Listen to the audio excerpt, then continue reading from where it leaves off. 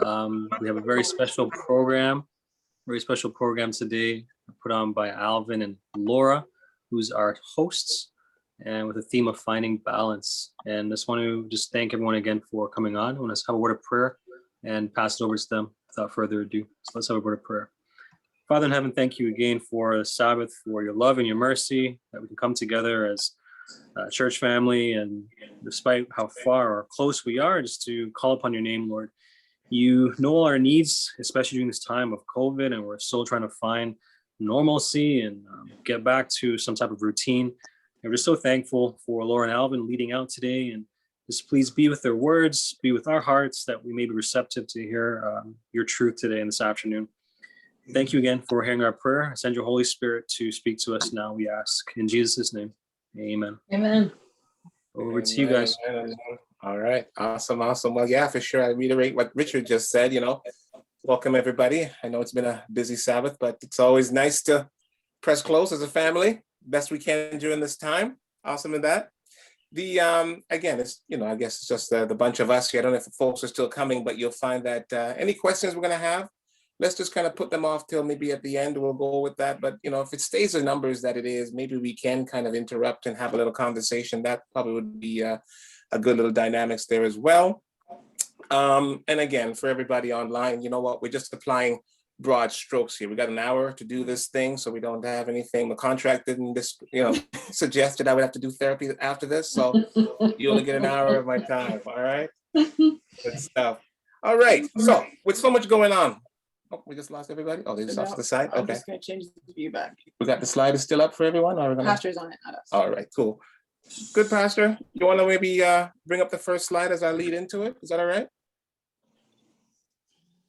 All right, there we go.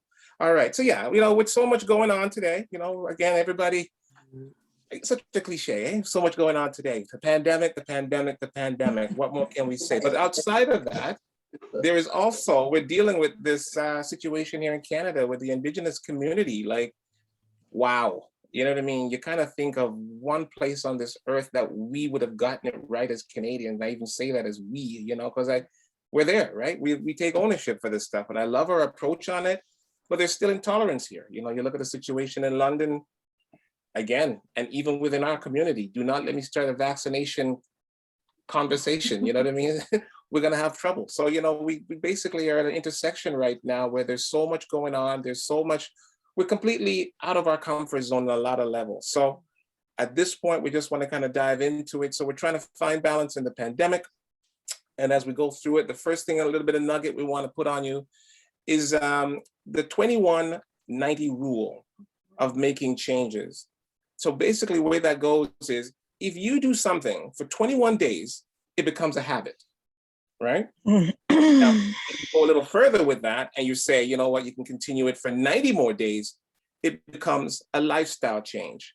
Now, think about what we could have accomplished during this time had we had this rule at the beginning of it, but we didn't know how long it's going to be, but here we are.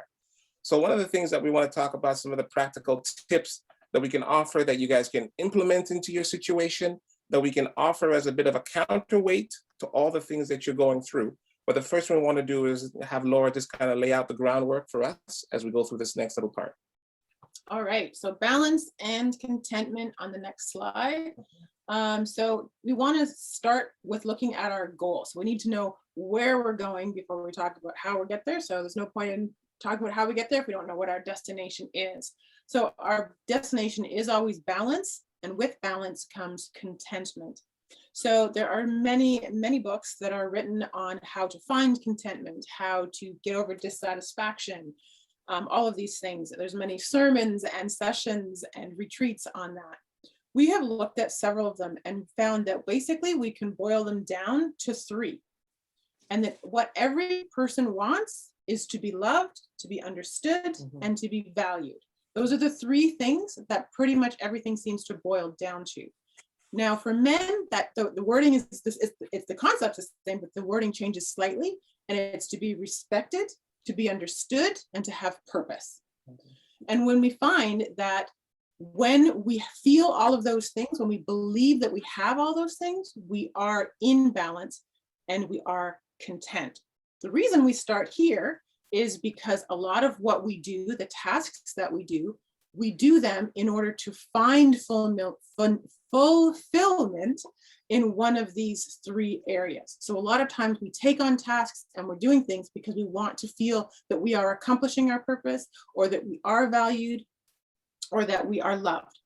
As you can see, that blue stool, now imagine if we were meeting at church outside and you were tired of standing and somebody said, oh, here's a stool, have a seat. It's really not going to be that comfortable to sit on a three-legged stool with one leg that is extremely shorter than the other two. And when we are out of balance, especially internally, we struggle to be content, and it makes for a very uncomfortable seat, and it also makes us very uncomfortable to be around. So Alvin, you want to go to the next slide and talk about some more practical tips there? For sure. All right, so here we are now. We're creating a mindset for balance. So it's really nice that this is coming at the end of the series that we just did for the men's ministry under Chris' leadership there, where we talked about the last one we did was on seasons. And the good thing about season, and one of the main key to deal with the season, is basically being able to identify the season in which you're in. Okay. It talked about the changes in life, basically, and again, I'm not sure everybody's on here, but it gave you the range of spectrum from youth throughout adulthood, and learning to anticipate the changes and be better prepared for the seasons you're in, and then almost going into as well, and how they overlap. Okay, so again, on the call, we do still have representation from that whole spectrum there in one way or the other. And you find that with that comes a whole scope of basically different needs that are very specific to those individuals that are in those particular seasons of life. So one of the first things we want to talk about here, take time to determine where you can basically give time or take away time. For example, if you're at the season of your life where you're having young children, your focus will have to be on them for a while, because they're going to take up a lot of your time, and you know how that is. You really can't do much. It's often better when you're in a situation where you can have someone there to assist you through this time, because that's how much it is. If you're also in the next stage where you're a caregiver for your aging parents, you may realize that, again, through that, dependent on them being dependent on you during that phase of their lives, means that you basically have to supply their needs during that time.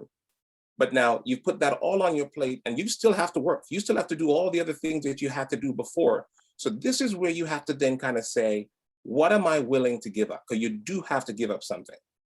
You cannot keep on adding to your plate, and you just can't keep on. It just doesn't work like that. It doesn't. You will find that when you do that, we all know the whole expression, you become burnt out, because it's a bit much. So when I started my business, I had to spend a lot of time developing it. That meant, guess what? Working weekends sometimes, interrupting dinner. And I wasn't very popular when that phone rang, let me tell you, but it had to be done, okay? But I had to learn that it was just for a time. And I needed to be able during that time to make whatever changes that needed to happen.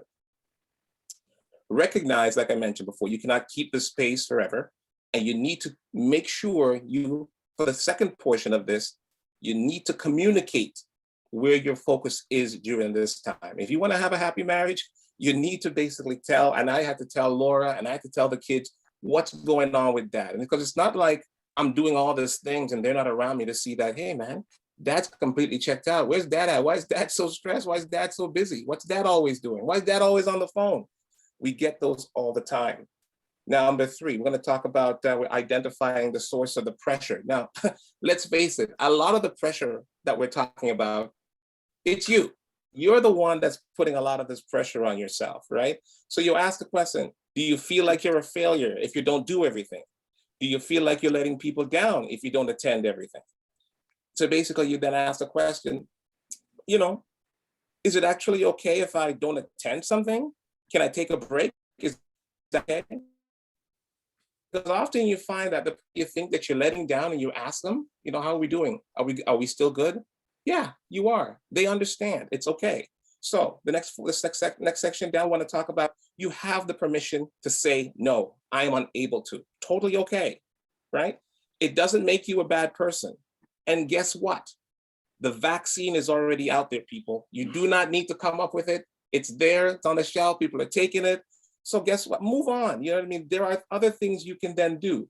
The world is not depending on you answering every email in your inbox right away. Instead of saying, yes, today, I'll do that, I'll get that done today. Yeah, I'm on it, right? Ask the question, can I get back to you tomorrow? Can I get back to you on Friday? So in some ways, and again, people are nominating committee, okay, I had to learn for some church activities to say no, okay? And that's also before coming to Bronte. I still have some time to reassess that, okay? So what I basically had to do, I had to identify where my strengths are.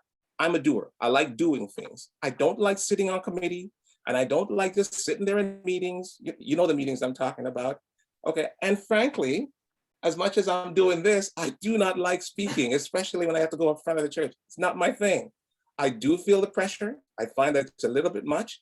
And I feel no pressure to having to say yes to the person who's asked me to do this thing today with her. No pressure at all. All right, so it's a pleasure. So that's where we put all of that. So these are things that I had to learn to do. And these are things I had to learn to work through. So you don't need to be available 24/7. This isn't a thing. This isn't a requirement. No one asked you to do that.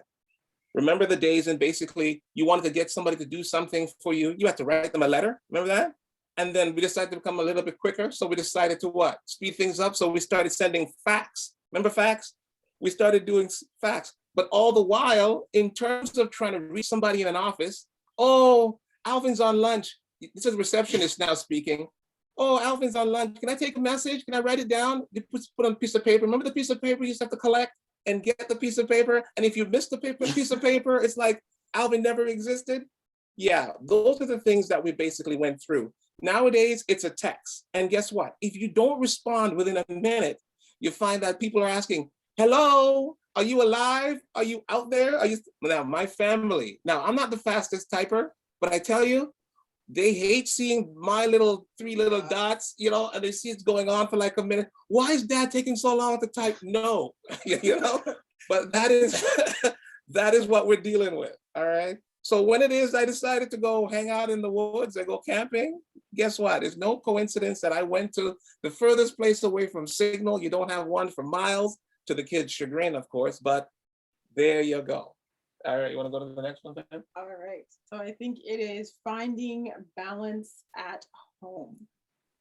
So finding balance at home, and basically by at home, we just mean away from work. So at home can mean, you know, your free time or your friend time or whatever that is. So be realistic and flexible. So realistic, now a lot of us look at Pinterest, Facebook, and you know what's interesting about Facebook? Nobody ever posts their fight with their husband or with their kids. You never see that. You only see all the pictures at the zoo. You see the pictures when they're doing everything and it looks fabulous. You see the new house. You see the new house when it looks great. You don't see the rooms where they're a mess and there's laundry everywhere and you can't see. Nobody shows the picture under their bed where everything's stuck under their bed and everything. And what we do is we form our opinions and start to say our homes should look like their homes. Our lives should look like their lives. And that is not realistic because you see one snapshot of someone's life. And so rather than spinning your wheels and always trying to do things to achieve something that isn't even realistic, we need to be realistic and we need to be flexible as well in our things. So one of the interesting things is, so where I grew up, how I grew up, was that when we were cleaning, for example, we would get up in the morning and the rule was that you would work in the morning and at noon, everybody finished and you could have the rest of the day. But you knew that the morning time was the busy time. It was the chore time and everybody was in their own part of the house doing their part of the task. Alvin grew up where everybody worked together on one task. That makes no sense to me because you're all in one spot and then you all go to another spot when the whole house could have been done in one and everybody could have finished together. And let me tell you, when we first got married, that was so tough because I'd be in the kitchen trying to clean something and he's right beside me. I'm like, why are you here? It's Why okay. are you not upstairs? Go upstairs, do something upstairs, vacuum. Why are you here? But the tasks were all done together. So I had to learn to be flexible in that, and that we can work on some things together, and then he would give a little bit, and at sometimes we would do separate rooms together. And the other thing that I had to learn was flexibility. So the other thing was my mom was rather, well, she was very orderly. Say that. Good word. She was very orderly, as Judy well knows. And you did not turn on the TV before noon. You didn't do that. There was no reason to watch TV before noon because there was work to be done.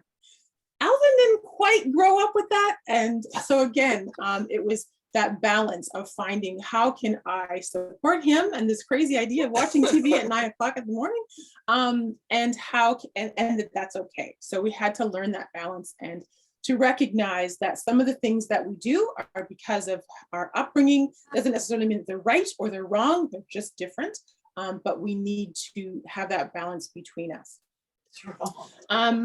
We also want to say, so allow for a yes day. So my mother actually called them hey days, but yes day is what they are called now. And this is a day where you say yes to everything. Now, of course, it has to be legal and all of those things. But the idea, so when we had one, we would say to the kids, okay, it's a hey day today. And they knew that meant they could jump out of bed. They did not have to make their bed. Nobody would stress them about that. They could stay in their pajamas all day if they wanted to. It was just a yes day. And while they always thought it was for them, a lot of it was for us too, because we didn't have to be on them all the time of doing stuff and doing tasks. And it actually allowed everyone to exhale for a bit. Self-care is not selfish. So it's interesting that we, especially as Christians, we find the word self a bad word. We think it's a bad word. And so when we say we need to take care of ourselves, we wonder what that means. And essentially it means not putting yourself in harm's way. So we all know the analogy of putting on your own mask first before you can help somebody else with their mask. So I work full-time, have a home, and I also do volunteer work. But when this pandemic came, and it was crazy, there was a lot going on. All the US politics were crazy. Alvin was a news junkie and the CNN was on all the time. I couldn't think. Everyone was home, which I'm not used to. And we were trying to get all our employees to work from the office at home. It was a lot. It was a lot. And I felt overwhelmed. And so what I needed to do was call my volunteer people and say, you know what, for the next month, I need time off. And that was hard for me to do. But as Alvin said at the beginning, you need to determine your focus and you have to take some things off, and not feel guilty about it. So I at first I thought I did not want to remove that because that's something that I actually enjoy. And that was something that I wanted to do, but it was something that I could not handle. So of everything that I had on my plate, I had to give up something. And that was the one thing that I could give up. Obviously, you can't give up your family, you can't give up your job. So that was the one thing that I could give up. And so we encourage you that as you make your plan to look at something that you can give up, and perhaps you give it up like I did for a time, and then you can take it back on. But there is no sense in running yourself ragged simply to try to achieve a goal which you yourself have set, which may not be realistic. And the last one for balance at home is actively develop relationships with real local people. So the reason that actively is highlighted because it takes effort, and sometimes we don't want to take effort, but even just calling people. So looking in the church directory and just saying, you know what, calling somebody, I haven't heard from you in a while, and just touch base. And you know what, every time I have done that, they have said, wow, thank you so much for calling. You've made my day. And when you make someone else's day, it makes your day. So all you did was reach out, and it may seem like a simple thing, a small thing, but it actually brings you back, it grounds you back to what's important. It's your real relationships. Alvin and I started doing walking in the morning. We haven't gone this week, but to go walking early in the morning before we start our work day. And we found that as we're doing the big loop, we meet people, and it's the same people every day. And hey, how are you? And of course, oh, hi, I'm Alvin, I'm Laura. And we know so many people. And we met this woman and we were talking to her only to realize she lives 4 houses down the street from us, and we had no idea. But to meet and develop relationships with real local people on your street, in your neighborhood, it's actually very rewarding, and it's nice to go out and just hear people call your name and you know someone else's name and develop those friendships. Awesome, awesome, nicely done. All right, so now we want to, next slide, Pastor. Thank you. Okay, so we're finding balance at work. And now what does that look like? Well, I think everyone on the screen can recognize the workaholics out there. We've seen them. Well, we might even sometimes be them. So let this be a warning to you. We know what happens when you get to the point where you're burnt out and you're no use to anyone. Guess what? Whatever company that you work for that stressed you out in the first place, when you're burnt out and you're home and whatever, isn't that amazing how the work still goes on? Mm-hmm. You know what I mean? The company didn't just say, Alvin's not here, close the doors. No, they find a way to go on. So you need to kind of put that in the back of your mind as well, that, hey, guess what? This company, as important as the work that you are, and take pride in the work that you do and always do it to the best of your abilities, put some guardrails on that. Create a little bit of balance in that environment to say, you know what, this is great. So the next one, we talk about distinguish your work time and home time, and we talk about those people that are single people as well. Now you're thinking, oh, I don't have a life, oh, what the heck, and you're working from home, you can just tend to have a tendency of just carrying that on well into your home time. So one of the things that Laura did, and maybe I'll let her explain as well as tell her what she did. So because I am working from home, I actually work in this little room here. And I would find that I would finish my work day, go downstairs, have dinner, whatever it is. Of course, I would look at my phone, and when I look at my phone, I would see some more emails come in, and I would think, oh, I could just do this little thing now and pop upstairs again, jump on the computer and just start doing whatever it was that I would do. And that's not a good balance between home and work. Just because I am home and not doing something doesn't mean that I should be working at that particular time. So what I do now is I literally shut my computer down. I no longer just close it, but shut it down so that in the event, it's not so easy. I'd have to go upstairs, restart the entire thing, get back on VPN, all of this extra stuff, which that just doesn't make sense if I want to do something quickly. And it forces me to do something the next day. Right, and I think that's good. And it's important that you create that balance when it comes to your time, because yes, the company once again may benefit greatly from the extra time and the extra, and guess what? Depending on how your salary structure is, for some people, you know what I mean, it's already built in. Take time to look after you. Self-care is not selfish care. So please do the best you can to look after you. Now, this next point, I was with it until somebody said I had to put on pants, but I know how you dress affects how you feel. I totally agree. I feel that you should look good. I think you can be presentable from the waist up. I don't see why you have to put on a pair of pants when you're at home behind the computer. But that's just my take on it, all right? You have to put on pants. Whatever. Then it becomes a big brouhaha, everybody out there. What do you mean you don't have on pants? Do you have on pants? Anyway, it doesn't matter. The deal is this: how you dress. Take the time. Get up. Put on your makeup. Comb your hair. For those of you that are still, look, Ken, man, look at that hair. He's got a masterful head of hair. Anyway, comb your hair. Make yourself look presentable. It's important. It really is. It changes your demeanor and how you present yourself to your clients and to your coworkers. Keep that going. It'll do well for your self-esteem. To be clear, it's pajamas that he wanted to wear. I didn't say I didn't have on anything. I'm just being clear. Only what's his name calls me Keep out going. on that. All right.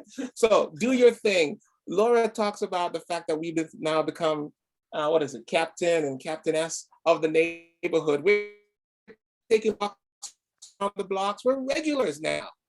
People don't like Cheers. It's like Norm on Cheers. It's like, hey, Alvin, look. Guys, for those of us that used to do the gym thing, for those of us that used to go to wherever it is that your social gathering used to be that is closed up, locked down, or whatever, guys, there's a party happening on the sidewalk in your community. Everybody is out there. Take the opportunity to go for a stroll, even if it's just a matter of learning a few names. And I know you may say to yourself, I don't want to talk to nobody. You know what? They might want to talk to you. And after a while, just bring a smile with you when you walk. At least that. If you don't want to do much more than that, you smile at somebody, they'll smile back at you. After a while, when they see you a few times, believe me when I tell you, it's like, hey, how are you? You know, how goes it? You know, we've got a, let me tell you some of the characters we got in our neighborhood. Just hold on a second. We have this little Asian fellow. I love him. He's got this walk. And I don't know if you guys remember Sherman Elmsley from Jefferson. Yeah, from the Jefferson. He's just got this walk. And I mean, like, when you see this walk, it's screaming George Jefferson. And you're like, you gotta be kidding me. So he's Georgie. To this day, I don't know his name, but every time we see him, it's, hey, how are you, sir? You know, good morning, good afternoon, good evening, whatever that is.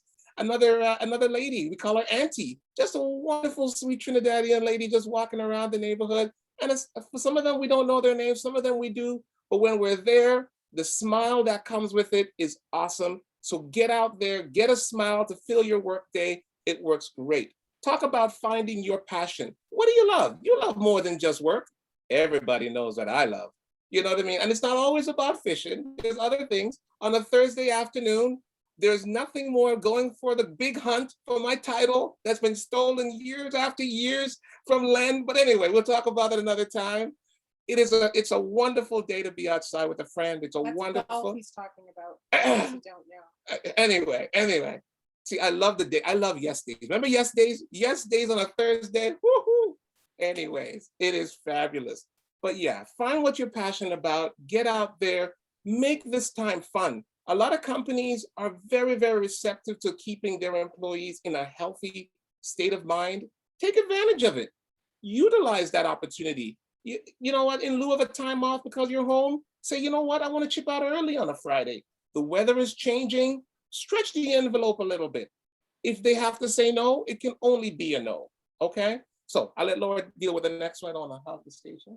No, go ahead. Okay, go ahead. Yeah, so that's good. Just getting that balance between home and work, etc. So on our last slide, what we wanted to talk about is a question, which is who told you that? So we've already talked about how people are in different stages. We've talked about how we need to balance things. So a reminder, and I hope you've noticed that it is also good things that need to be balanced. And that's part of the challenge is we think that everything we're doing is good. So I have to do it. I have to speak at church because that's a good thing. I have to take my kids or enroll my kids in every single activity because that is good for them. I have to, whatever that is. But sometimes it's okay to say no. Sometimes it's okay to say no for a time. And what we've realized as we started out, we looked at the stool with the 3 items on it. And on that stool, we talked about being loved, being understood, and being valued or finding your purpose. And when we look at those things, those desires drive our activities. There was a day that I was completely exhausted. I was going to school. It was just everything. I just felt entirely overwhelmed, and I had to go to the mall to get something. When I got to the mall, I was walking and I literally felt so exhausted. I thought, I can't take another step. And I sat on a bench. And if you know me, I don't sit on benches when I go out. I'm always moving. I'm always doing something. And I sat on this bench and literally I could have sat there and just cried. I was so exhausted. And I had to ask myself, how did I get here? How did I get to this point of exhaustion? And it wasn't in one day, it wasn't in 2 days, it was several days not saying no, not doing things. And what drove me to that was I felt that I needed to get my value from doing all of these things. I felt that if I didn't succeed in these things, I wouldn't be valued, or I wouldn't be important, or I would be inadequate, or I would be failing someone or failing myself. And that pressure didn't come from anyone else except myself. And that's where we want to get you to start. So it's not a matter of that you're doing wrong activities or right activities. And don't think that we always get it right in this house. There's times where we're definitely off balance as well. But the question is to try why, and then we can try to get back to that. So it's interesting that in Genesis chapter 3, God created this amazing garden of perfection, and he created Adam and Eve as perfect beings who had entirely perfect balance in every aspect of life. They sinned, and in that sin, they recognized that they changed. God came down, and the first question that he asked them is, where are you? How did you get here? Where are you? And Adam replied, I heard the sound of you coming in the garden. I was afraid because I was naked and I hid myself. What he was saying was, I didn't feel that I measured up anymore. I didn't feel that I was able to come into your presence. And what was God's reply? Who told you that? Mm-hmm. And we have found that that is such an important question, because when we do things, and when I say things now, and sometimes I'll say, I just can't believe that I really let the kids down because of X, Y, and Z. And Alvin will say, who told you that? Kids didn't say I let them down. Alvin didn't say I let them down. I felt that I let them down.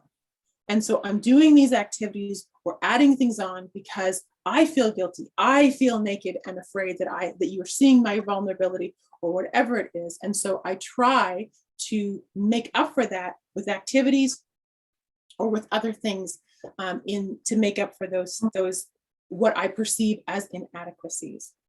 So what we want you to walk away with is to remember that you can never find love or understanding or feel valued from the activities that you do.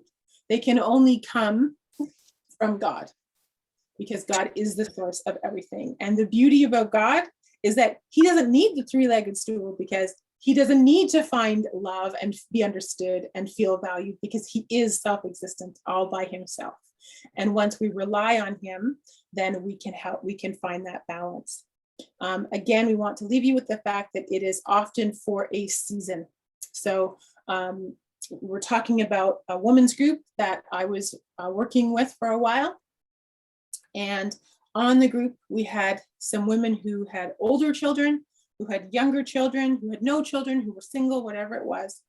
And what we found was those with younger children or going to school, they felt burdened by the fact that these other women would get up and say, oh, I was so great. I got up this morning, I spent an hour in devotion, and then I went to work and I did this, and their life just seemed to be so smooth. And they're saying, I didn't sleep at all last night because the baby was up, because then I had to go to my parents and look after my parents. But it wasn't that they were doing something wrong. They had to recognize that for this season, they probably aren't going to get a free hour to do anything. When they get that free hour, they want to sleep. And so recognizing the season that we're in, recognizing that they are not inadequate, and ask yourself, who told you that? And to know that you can find that fulfillment and balance in Jesus Christ. Amen. Well, so we wanted to just open it up. Are there any questions or comments or anything that you would prefer that we touch on? Yeah, how are you all doing out there,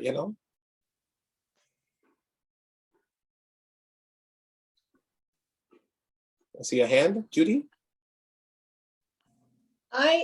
Laura made a comment, or you made a comment. One of your slides says that how you dress is how you feel.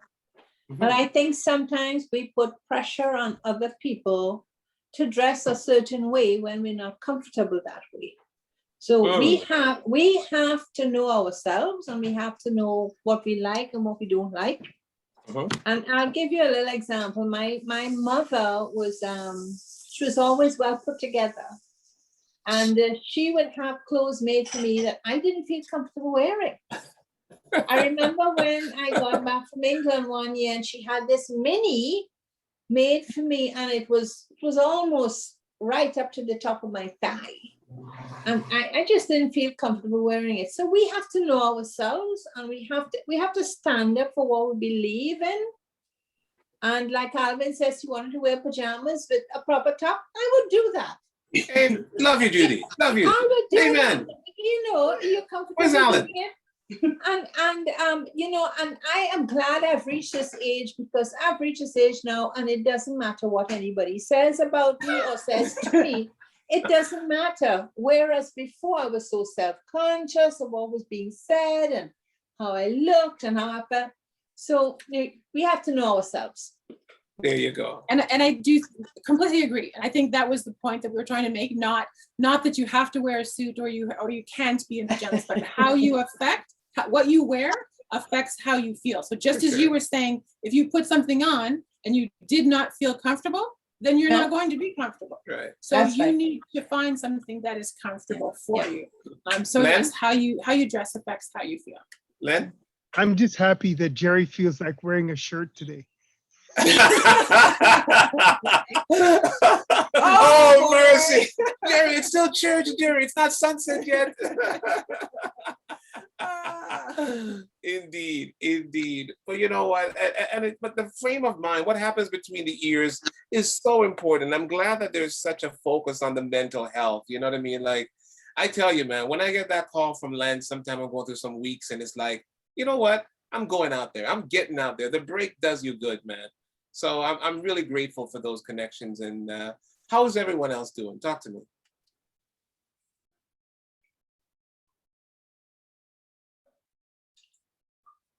If there's any point of anything else anybody wants to touch on, doesn't have to be dress. Go ahead. I'll just make a comment on the balance piece when it comes to work. Right.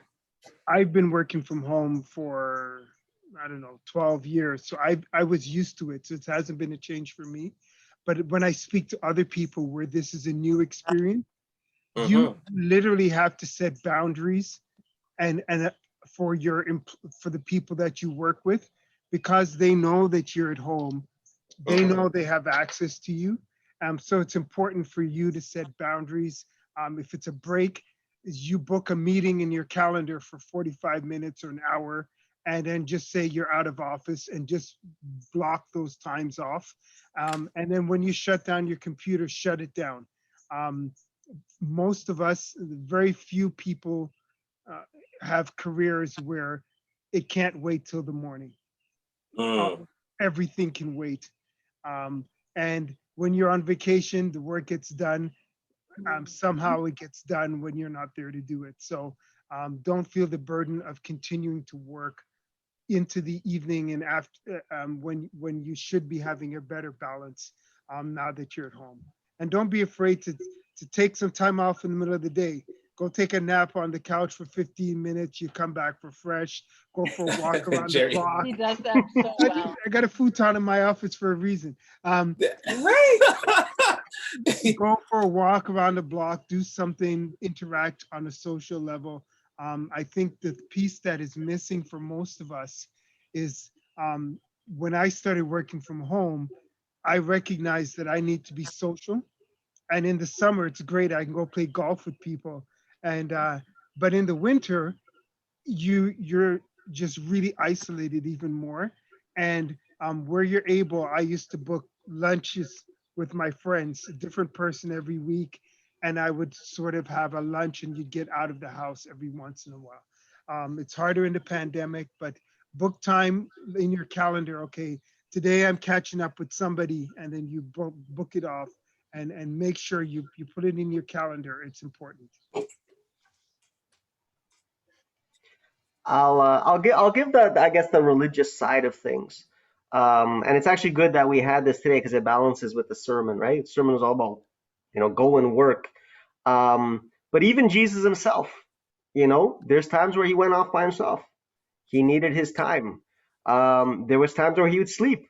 There are the disciples rowing away.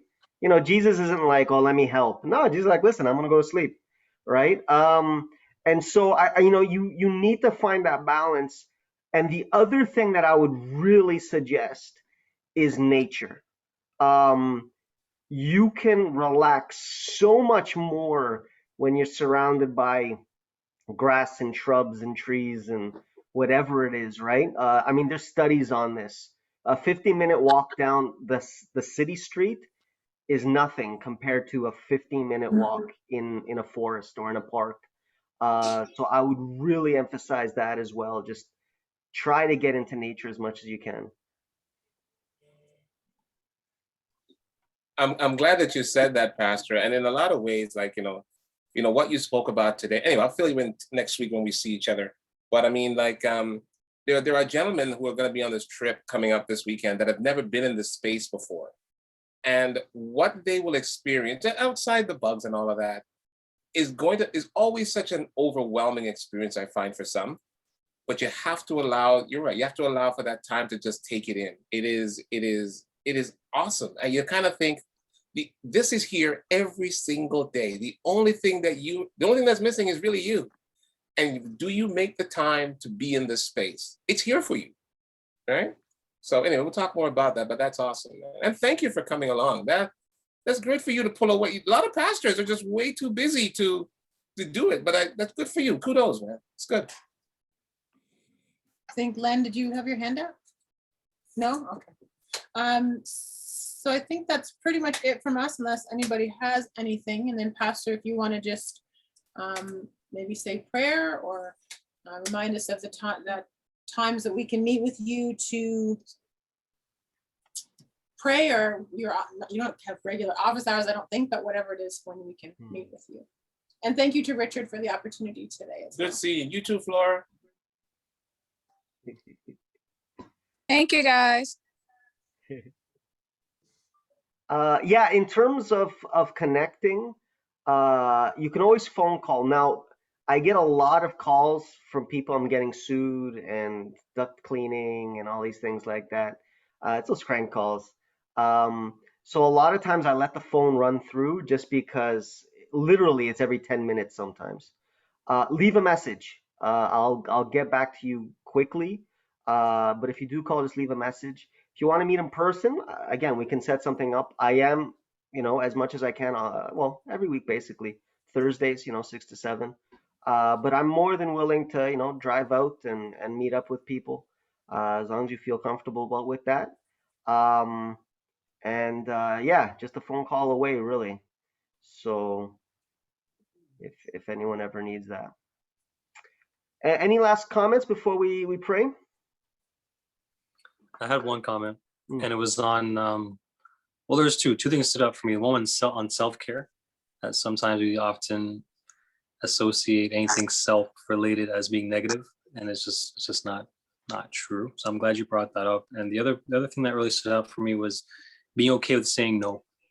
I think for some reason in this society, it's like if you don't say yes, it's like there's a sign of weakness, or you're holding back, or you're not going full force. And I think we need to know ourselves and what we're capable of doing, and also when it's time to take a break. I think it's mentioned, it's echoed many times, that sometimes the best thing you can do in a moment is just not do anything. And the act of not doing something we often refer to as being lazy or lethargic, or whatever the case is, but there's something taking place, whether it's in nature, whether it's meditation, whether it's just being with your family in that moment. There's something special about it. And I just want to echo that point, that we can't discount that.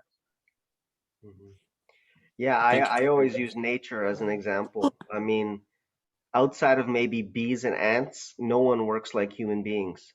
You look at all these animals and we call them stupid, but they're living their lives, they're relaxing, they're with family, and here we are working away. And I think sometimes we just have to stop. And unfortunately, Richard, with what you were saying, a lot of times we're judged. Our worth is completely based on our work, right? So if we say no, you're worthless, that kind of an idea. And we're not. We're human beings. We're magnificent creatures, right? With brains and ideas, and and we have to know the worth that we have. Once you know your worth, you can say no. You can say, listen, I'm still worth something even though I don't do this, right? So yeah, a really, really good point, I think, with that. Amanda? It just made me think of, I wrote down something in my Bible because it always reminds me sometimes that you do need to say no. It's that, I don't know if you guys have ever heard this, but if Satan can't make you sin, he'll occupy you.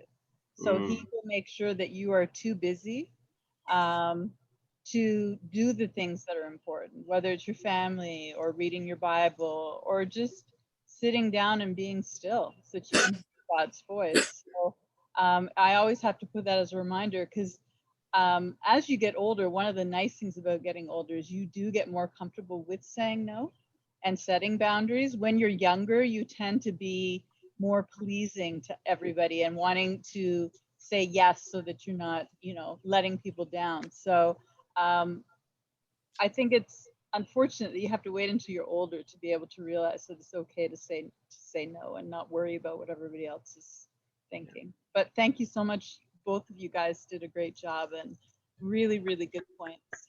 Really, really good points. So thank you.